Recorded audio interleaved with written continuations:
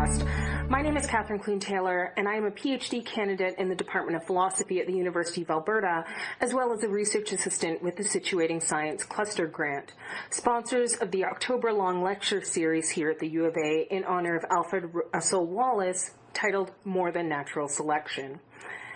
In commemoration of the 100-year anniversary of Wallace's death, the University of Alberta node of the Cluster Grant is bringing you this series of podcasts featuring a short discussion between myself and that week's speaker that goes beyond the lecture and, in addition to other things, finds out how each of these respected scholars from a variety of different disciplines came to take up the work of Alfred Russel Wallace. So I'm here today with Kathleen Lowrey, who's an associate professor in the Department of Anthropology here at the University of Alberta, and also one of the co-organizers of the lecture series that we're having here at the University of Alberta in honor of the 100-year anniversary of Alfred Russel Wallace's death. The lecture series titled More Than Natural Selection. Thank you so much for coming and sitting and chatting with us. And we're just going to ask you a few other questions about kind of to go along with your talk that you gave as part of the lecture series that was titled The Time Travelers, Alfred Russel Wallace and Peter Kropotkin. And my first question is simply, how did you become familiar with Wallace and Kropotkin, or how did you come to know about them? Right. So as I mentioned in my talk, it was sort of around the margins of my formal education. So Alfred Russel Wallace, I just so happened that I lived in Indonesia while I was going to high school with my family, and my mom read Wallace's Malay Archipelago, which I have read parts of it. I haven't read the whole thing as she had, but it's very nicely written. It's very engaging. It's kind of a travel narrative. So she just wanted to know more about Indonesia, and she became a huge fan of Alfred Russel Wallace. So she started following at the time. There's always been sort of an on-the-margin scholarship about the relationship between Darwin and Wallace, and my mom became a very convinced partisan of Wallace, that actually Darwin had stolen his ideas. I've also become fairly convinced by that, but that again is a little bit on the margins of mainstream scholarship.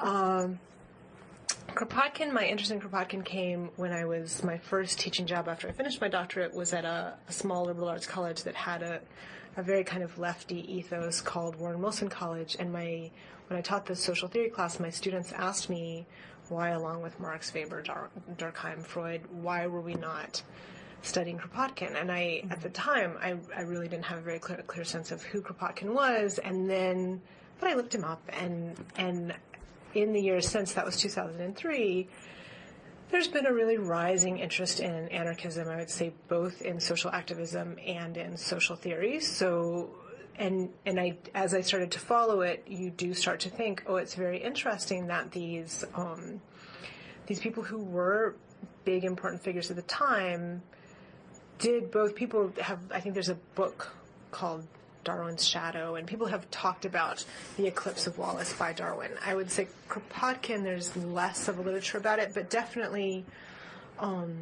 somebody like an anthropologist named David Graeber, who writes a lot about anarchism, has written about the way that you wouldn't necessarily have guessed at the end of the 19th century that the anarchists weren't going to be the movement of the 20th century, that it was going to be, in terms of 20th century leftism, it was going to look like Marxism and communism.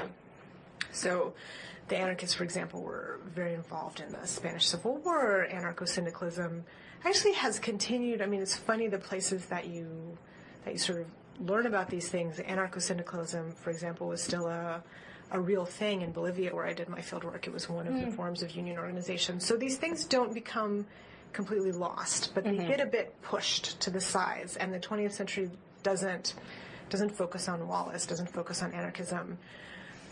But they're not gone, and I think as those models come under question for both different but in some ways related reasons, that within biology there's been increasing challenge to the neo-Darwinian synthesis, and then suddenly I think, and then in politics, of course, the failure of other kinds of models of leftism have made anarchism more appealing. And it just so happens, or perhaps not so coincidentally, that someone like Kropotkin was also interested in evolution. So people who had these big, exciting ideas of what is the whole story of the human story, and I think the whole story of the human story in the sense of what is our evolutionary past and what are our possible futures.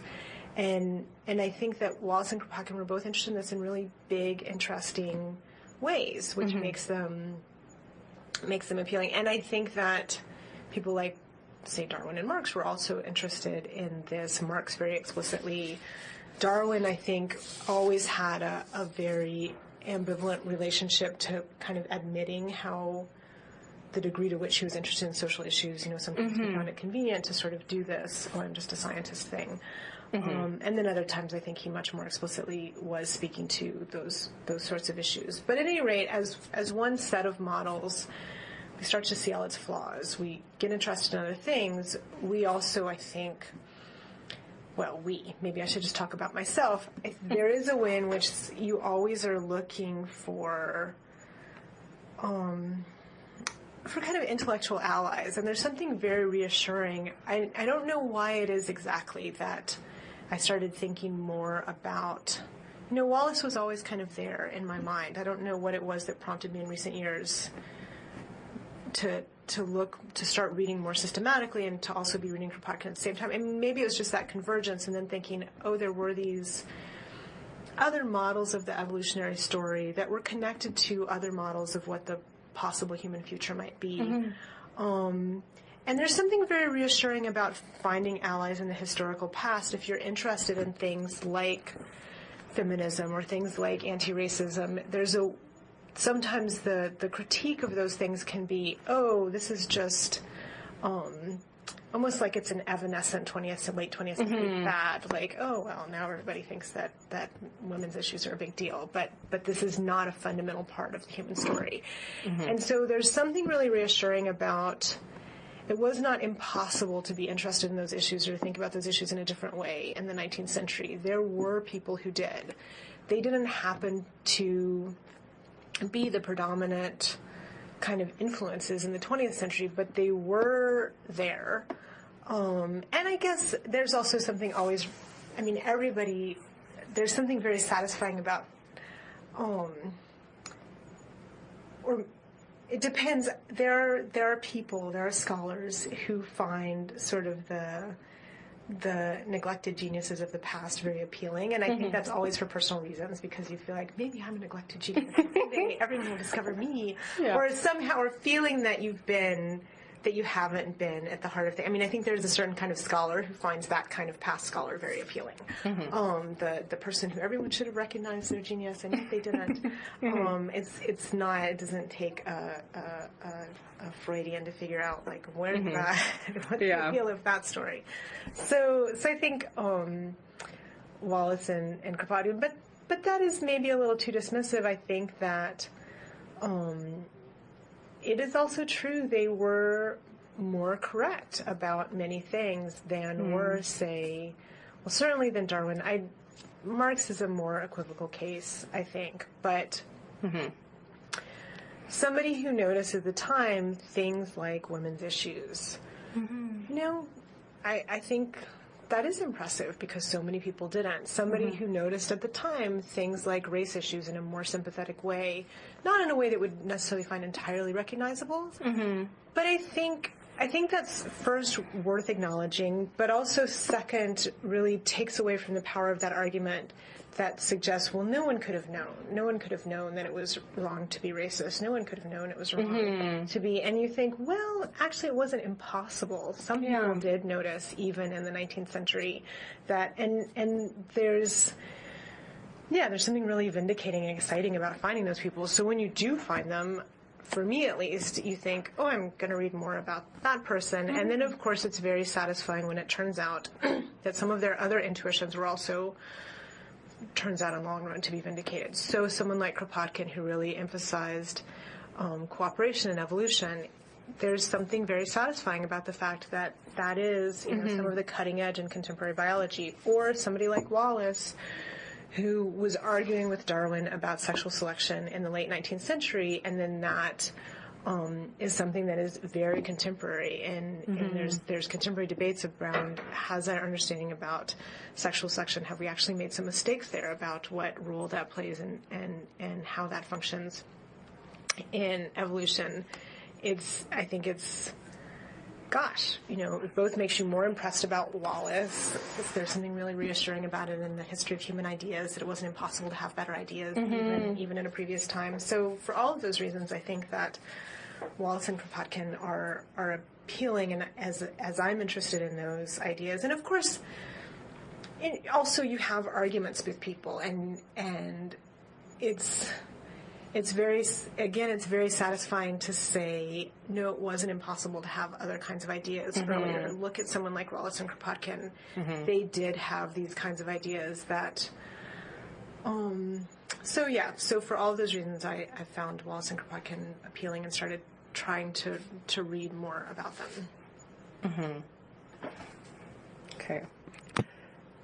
So one thing you've mentioned, and it actually many people have mentioned who've come out to the lecture series, is that there seems to be a real resurgence of interest particularly in Wallace and Kropotkin as well, but particularly in Wallace. And I was wondering if you could say a little bit more about why you think there is that resurgence of interest these days. Yeah.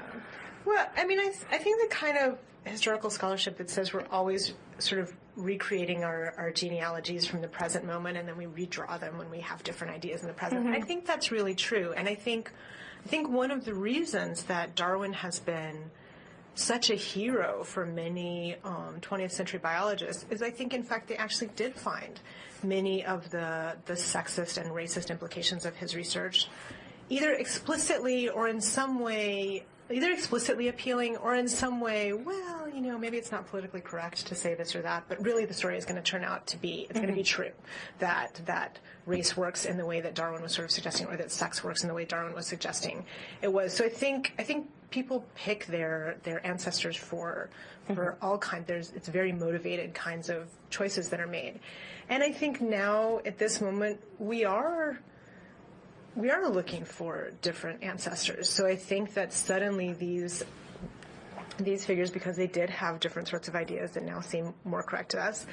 And in one way you could say, oh, that means everything is socially constructed and nothing is real, and we just make it all up as we go along. And I think, okay, but I also think you can also say that we really do, ideas do get better, and maybe this is a little bit too idealistic, but that Wallace and Kropotkin are kind of more worthy ancestors, or more, or deserve a second look now that we have these, that we're starting to have, I think, better ideas about evolution, so that they kind of rise out of the past and other figures sink back into the past. I think that's kind of inevitable. That's it for this week's podcast. Thanks so much to both our guest and to you for joining us. For more information on the Situating Science Cluster Grant or on the Wallace Lecture Series speakers and their talks, please visit us online at www.situsci, that's SITUSCI.ca.